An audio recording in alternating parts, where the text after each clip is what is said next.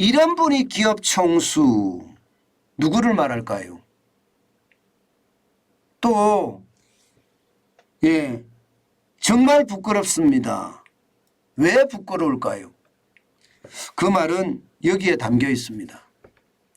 조현범 한국타이어 회장이 정거를 인멸할 염려가 있다면서 오전 12시 50분께 구속영장을 발부했다.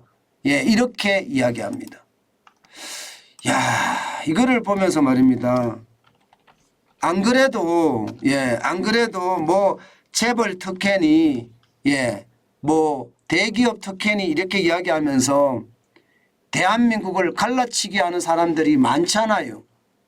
그런데 대기업의 총수가 법원의 판결에 따라서 이게 구속영장이 발부가 돼서 구속이 됐다는 것은 진짜 부끄러운 일입니다. 기업인은요, 그 누구보다도 저는 도덕적 해이가 있어서는 안 된다고 생각을 합니다.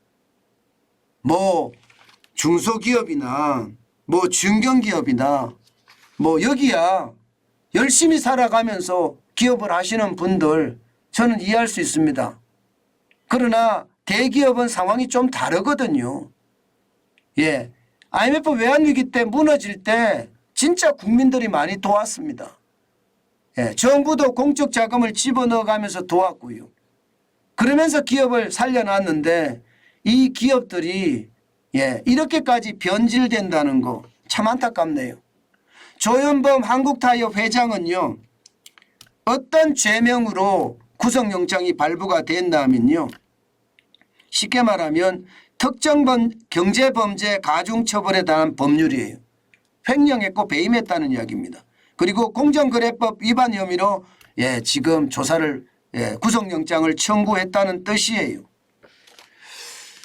여러분, 반기업 정서라는 게 저래서 기업은 안 돼 이런 게 반기업 정서거든요.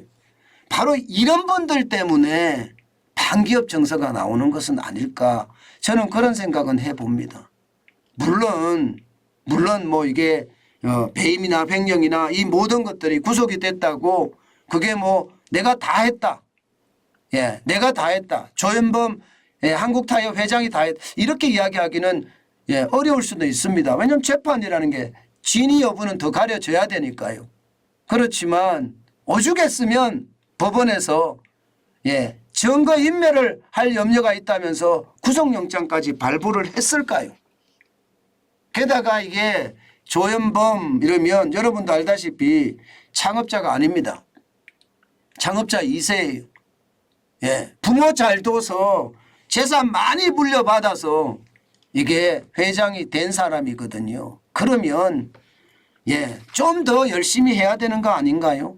저는 그게 굉장히 안타깝다고 생각이 들어요. 이런 분들 때문에 대한민국의 재벌 특혜니 대기업 특혜니 이런 말이 나와서 그 말에 대한 이게 호응도가 커지고요. 그러면서 반기업 정서가 커지는 것 아닌가. 저는 그런 생각 진짜 많이 하거든요. 제발 정신 차려야 됩니다. 정신을 안 차리니까 이렇게 돼요. 그에 대한 어떤 이 얘기들 검찰에서 이야기한 내용을 보면 말입니다. 이게 한국타이어가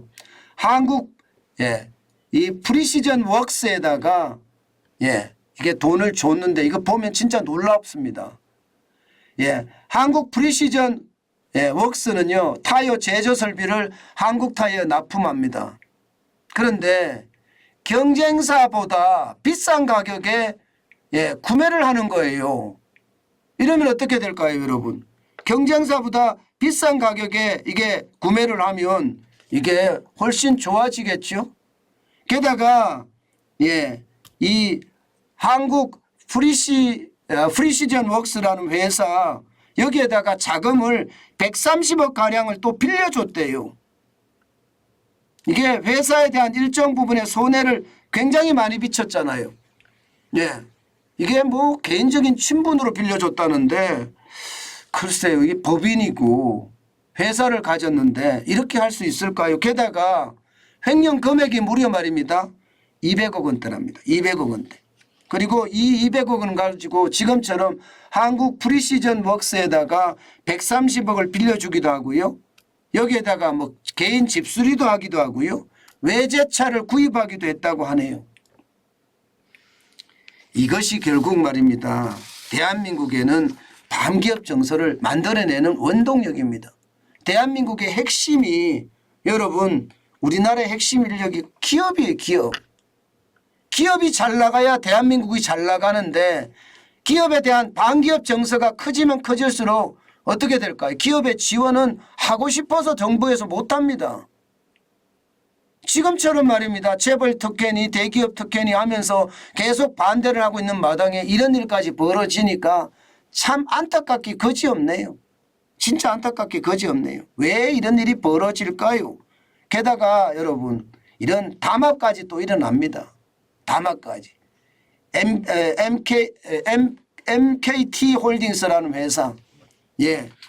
저는 이것도 보면 어떻게 생각하면 예. 지금 부당하게 지원했던 그런 개념인데 여기서 배당금을 예. 많이 이익이 나면 배당금을 지불할 거 아니에요. 그런데 MKT 홀딩스의 어떤 지분 구조는요. 한국타이어가 50.1%고요. 조윤범 회장이 29.9%고요. 조현식 고문이 20%. 결국은요. 자기 주머니로 들어간 거예요. 자기 주머니로.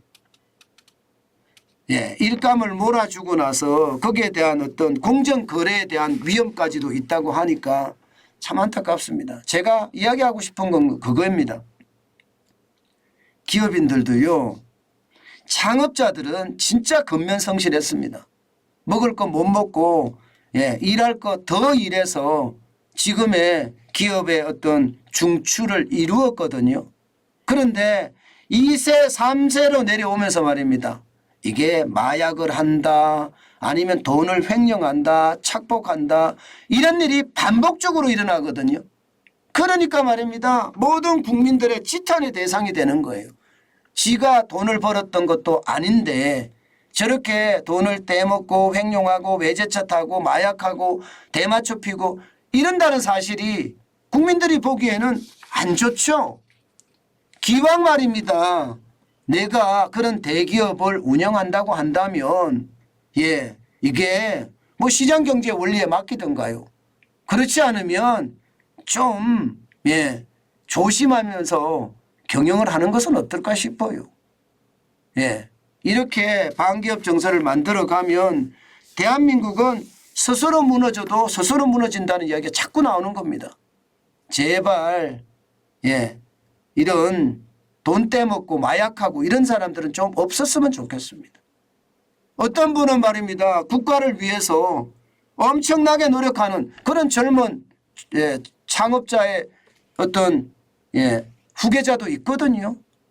왜 그런 것은 못 배우고 이렇게 떼먹는 거 나쁜 짓만 배우는지 참 한심하기 거지없습니다. 제가 봐도 제 스스로도 좀 부끄럽네요. 제가 봐도 부끄럽습니다. 예.